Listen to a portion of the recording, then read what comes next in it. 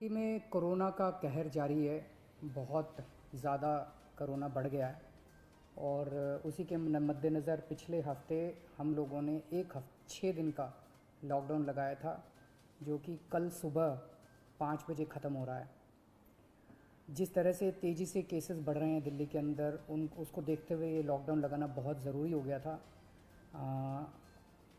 ये एक तरह से आखिरी हथियार है कोरोना के से डील करने के लिए, लेकिन जिस तरह से केसेस बढ़ रहे थे, ये आखिरी हथियार इस्तेमाल करना ज़रूरी हो गया था। लेकिन अभी भी कोरोना का कहर जारी है और कोरोना कम नहीं हो रहा। तो इसीलिए उसके मद्देनज़र कई लोगों के भी, जनता के बीच में भी जब हम लोगों ने बात करने की कोशिश की, सबका मत यही है कि लॉकडाउन कभी और बढ़ाना चाहिए।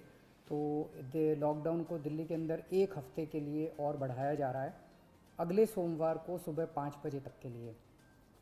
इस दौरान हमने देखा, लॉकडाउन के दौरान की संक्रमण दर, पॉजिटिविटी रेट जिसको कहते हैं, ये लगभग 36-37% तक पहुंच गई। आज तक इतनी संक्रमण दर हमने दिल्ली में तो नहीं देखी, बाकी दुनिया भर में हो सकता हुई हो कहीं पे, लेकिन 36-37% तक संक्रमण दर पहुंच गई। पिछले 1-2 दिन से थोड़ी सी कम हुई है, आज 30 के नीचे आई है, 29 पॉइंट कुछ आई है। मैं ये नहीं कह रहा कि कोरोना ख़त्म होने की दिशा में जा रहा है, लेकिन ये अभी तथ्य हैं, अभी और कुछ दिन देखना पड़ेगा। हो सकता है बढ़ जाए, हो सकता है कम हो, लेकिन हम भगवान से प्रार्थना करते हैं कि कोरोना से हम लोगों को मुक्ति मिले। पिछले कुछ दिनों से हम देख रहे हैं कि दिल्ली में ऑक्सीजन की काफ़ी ज़्यादा समस्या हो रही है। दिल्ली में ऑक्सीजन की काफ़ी कमी महसूस हो रही है।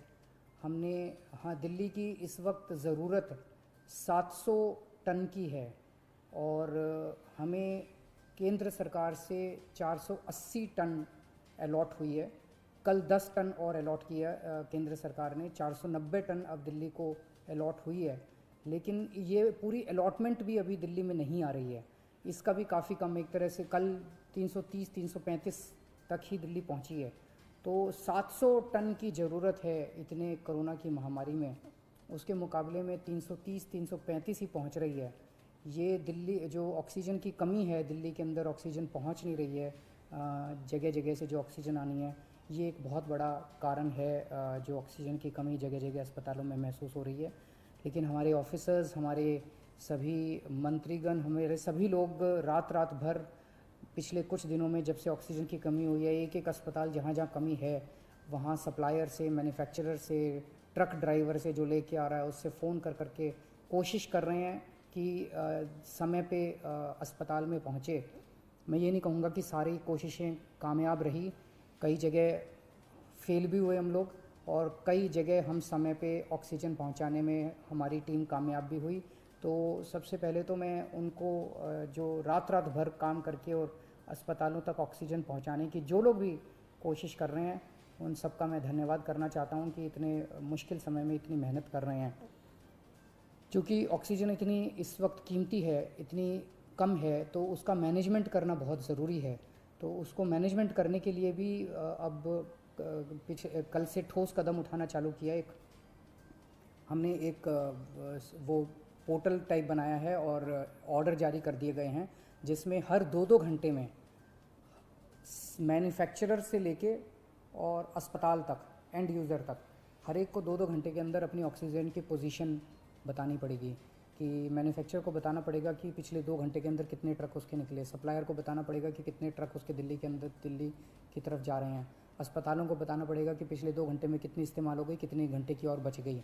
ये सारी चीज़ें ताकि दिल्ली सरकार को पता रहे कि कहाँ कमी आने वाली है। तो इसके अलावा केंद्र सरकार से काफ़ी सहयोग मिल रहा है। कल भी पूरा दिन केंद्र सरकार के अलग अलग मंत्रालयों के साथ हमारे ऑफिसर्स की टीम बैठी रही, और दोनों टीमें, केंद्र सरकार और दिल्ली सरकार, अच्छे से मिल के काम कर रही हैं। और कोशिश की जा रही है कि जो भी सप्लाईज़ आने में दिक्कत हो रही है, उन दिक्कतों को दूर किया जा सके।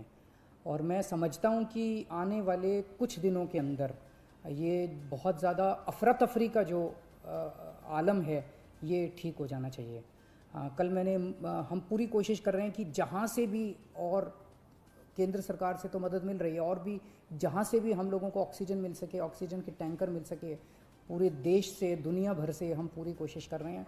कल देश के सभी मुख्यमंत्रियों को मैंने चिट्ठी लिखी है कि अगर आपके यहाँ आपके राज्य में गवर्नमेंट में या किसी कंपनी में कोई ऑक्सीजन की पॉसिबिलिटी हो तो हमें ऑक्सीजन मुहैया कराइए, ऑक्सीजन टैंकर मुहैया कराइए। कुछ एक राज्यों के साथ बातचीत भी शुरू हुई है, जब भी कुछ कॉन्क्रीट नतीजे आएंगे मैं आपको ज़रूर बताऊंगा।